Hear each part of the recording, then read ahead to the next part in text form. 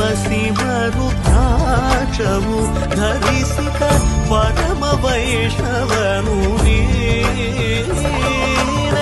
ಗರುಡ ಗಮನ ನಮ್ಮ ಪುರಂದರ ವಿಠಲನ ಪ್ರಾಣ ಪ್ರಿಯನು ನೀನೆ. ಚಂದ್ರಚೂಡ ಶಿವಶಂಕರ ಪಾರ್ವತಿ ರಮಣ ನಿನಗೆ ಪರಮ ವೈಷ್ಣವ